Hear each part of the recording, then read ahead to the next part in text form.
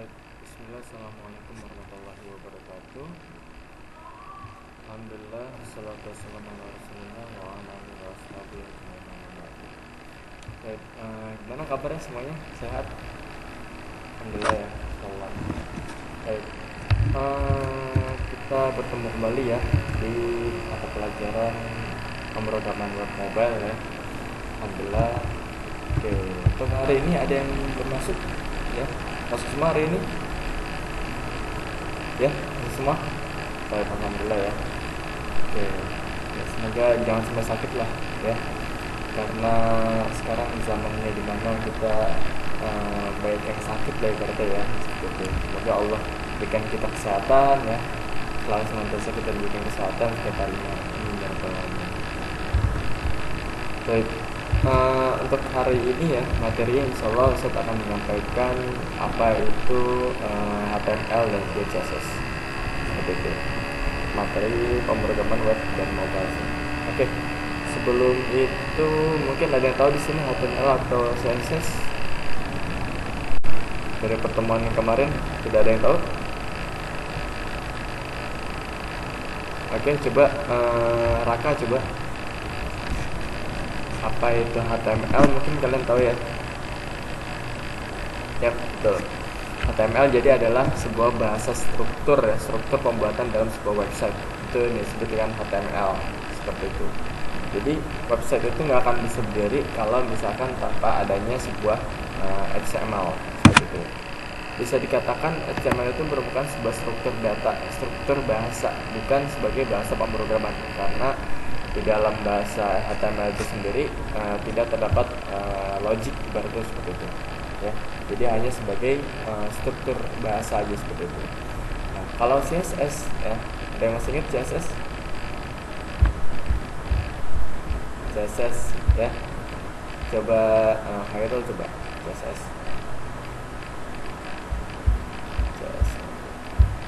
Oke, sip.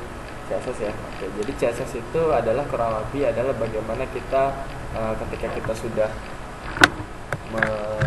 membuat sebuah struktur bahasanya ya, kita sudah membuat struktural dari website itu sendiri. Nah, kita memikirkan bagaimana cara untuk agar si website ini terlihat menarik gitu ya. Nah, dengan cara apa? Dengan cara kita berikan sebuah CSS itu sendiri seperti itu ya. Baik, sebelum kita masuk ke materinya ya, ada beberapa hal yang mungkin akan saya sampaikan ya. Oke, jadi kita seperti kita tahu ya, kita sekolah, alhamdulillah kita sekolah ini IT ya, basicnya ya, RPL gitu kan ya. Baik, jadi dengan kalian sekolah di sini ya, ibaratnya kalian sudah memiliki ilmu ya, memiliki ilmu lebih daripada sekolah-sekolah lainnya atau dengan anak-anak yang lainnya ya. Paling tidak ilmu itu kalian udah punya nilai plus ya, dari anak-anak lainnya ya. Tapi ya ingat ya, di dalam ketika kita sudah memiliki ilmu itu sendiri ya, jangan sampai dengan ilmu itu kita menjadi sombong dengan apa yang kita punya gitu ya. Karena secara ini ya, secara logiknya kita itu hidup itu manusia itu ya, ibaratnya nggak pernah merasa cukup puas gitu, karena ada peribahasa begini, belajarlah walaupun sampai liang lahat gitu ya. Jadi belajar itu nggak ada habisnya ibaratnya gitu ya. Jadi ketika kalian sudah memiliki ilmu ya, walaupun kalian sudah tahu itu ya, tetap kalian menghargai apa yang nantinya guru-guru lain yang guru-guru lain sampaikan ya, seperti itu. Misalkan nanti di pelajaran mungkin tauhid, di pelajaran fikih, pelajaran matematika, atau pelajaran bahasa Indonesia dan bahasa Inggris dan sebagainya ya, walaupun kalian tahu itu, tetap kalian harus menjaga namanya etika, seperti itu ya, menjaga adab walaupun kalian tahu ya. Betul, jangan merasa kalian sudah tahu itu kalian sombong acuh aja gitu kan, karena salah satu musuh daripada ilmu itu adalah kesombongan kita sendiri ya. Sebagaimana iblis ya, iblis itu ya, seperti kita tahu iblis itu Peter ya, punya jabatan tertinggi ya kan, makhluk yang diciptakan dari api kan, ibaratnya dia memiliki apa ya, jabatan atau inilah ya, punya akreditasi yang tinggi lah, ibaratnya seperti itulah ya. Ya, tapi karena apa? Satu hal yang membuat dia akhirnya membuat Allah itu murka sama dia, ya, itu adalah kesombongan. Ya, mungkin dia lebih baik karena diciptakan dari api, sedangkan Nabi Adam ya diciptakan dari tanah, seperti itu. Ya, dia merasa angkuh gitu, padahal dia ya seperti kita tahu kan, dia hebat kan, punya jabatan ini itu dan sebagainya, dia pinter ya. Tapi karena satu kesalahan itu, yaitu apa? Kesombongan. Ya. Jadi jangan sampai ketika kita sudah paham sesuatu tapi kita menyombongkan diri, aku udah paham, saya udah paham dan sebagainya. Jangan sampai seperti itu, ya. Tetap dijaga attitude kita, ya, sikap kita ketika mendengar kata-kata atau pelajaran-pelajaran yang sudah kita pelajari itu, ya. Jangan sampai dengan pelajaran-pelajaran itu bisa membuat kita itu jadi sombong. Seperti itu, ya. Baik, mungkin itu yang bisa saya sampaikan ya. Lanjut lagi kita bahas materi tadi, yang kita kembali lagi ke laptop. Kita kembali ke materi HTML dan CSS. Oke. Di sini saya akan coba share screen ya, bagaimana kita itu menuliskan sebuah kode HTML. Oke, sebentar ya. Share screen dulu.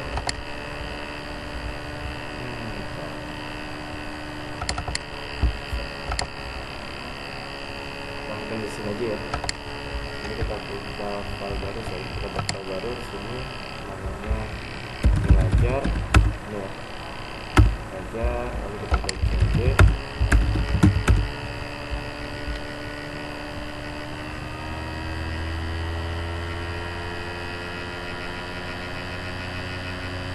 Oke, nah di sini sudah terbuka tampilan daripada Visual Studio Code ya. Jadi Visual Studio Code ini berguna ketika kita ingin membuat sebuah perintah ya, text editor. Untuk pengawalan pertama kali kita membuka sebuah HTML itu, kita buka dengan file yang bernama index.html. Index HTML ini adalah index ya. Index itu adalah sebuah default daripada sebuah web ya, namanya index.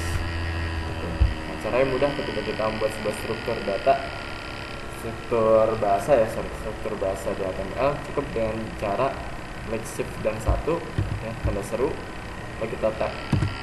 Nah, dia akan otomatis membuat sebuah struktur bahasa. Nah, di sini tutorial ini akan tampil pada bagian atas sebuah website. Kita ganti sini jadi belajar HTML. Ini ya. Oke. Kalau kita coba buat di sini adalah kita membuat sebuah header ya. Header itu jadi ada yang di bagian atas dalam sebuah website, kita tutup header, lalu kita buat sebuah logo itu yang misalkan logo kita buat A2 mungkin. Jadi kita akan membuat sebuah logo namanya mungkin Organik ya, logonya. Sorry, terputus ya. Ini apa?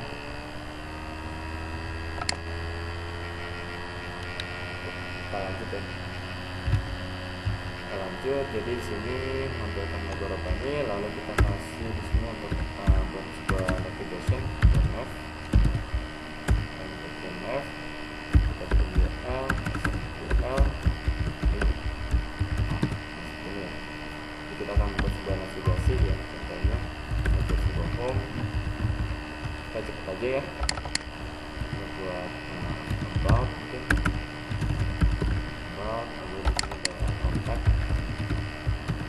Oke, kita save, lalu kita coba jalankan dengan menggunakan extension ya, atau sebuah plugin yang sudah disediakan oleh VS Code sendiri. Nah, jadi sudah tampil ya. Nah, gitu. Nah, cara CSS bagaimana? Ya, cukup mudah ya.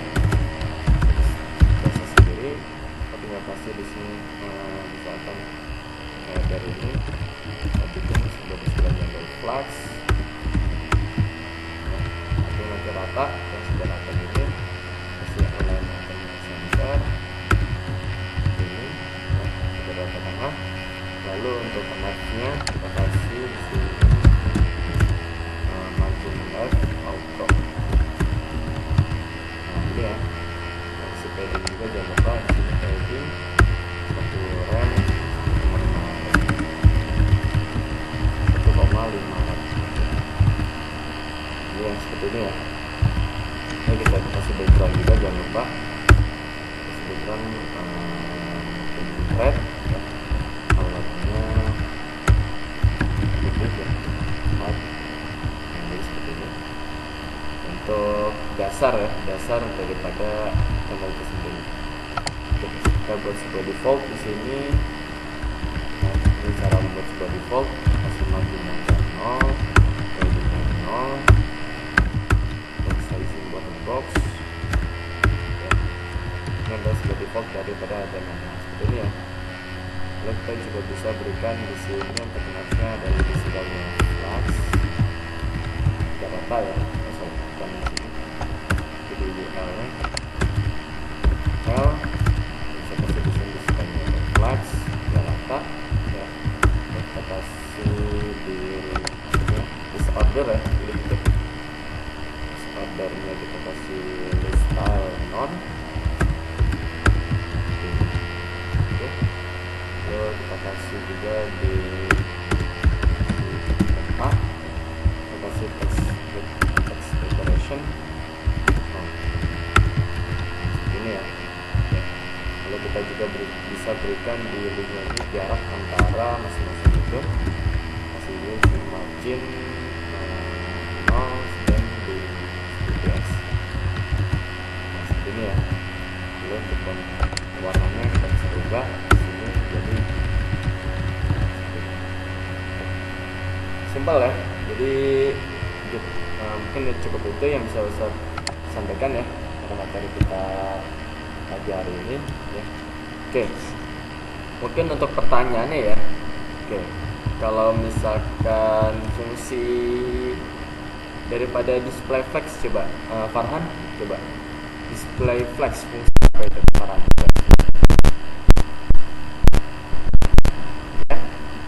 Flex. Oke, jadi buat untuk meratakan ya, untuk meratakan sebuah teks ya, bertampilan ya, display tampilan itu membuat sebuah rata bagaimana dengan cara display flex. Nah seperti itu. Oke, coba kalau Alfian coba fungsi daripada CSS padding ya, padding ini untuk apa nih? Ya, padding ya. Oke, ya padding. Jadi untuk membuat sebuah space ya di dalam sebuah elemen seperti itu. Kalau margin di luar, kalau padding ada di dalamnya. Gitu. Oke, apa? Sip. Lalu yang terakhir coba Ilham, coba fungsi daripada H2 itu apa? Ya, fungsi dari H2 Ilham. Oke ya, membuat sebuah teks itu menjadi sebuah header atau bisa dikatakan sebuah title, judul ya. Jadi ada urutannya dari H1 sampai dengan H6 seperti itu. Ya, sip. Oke, Ilham.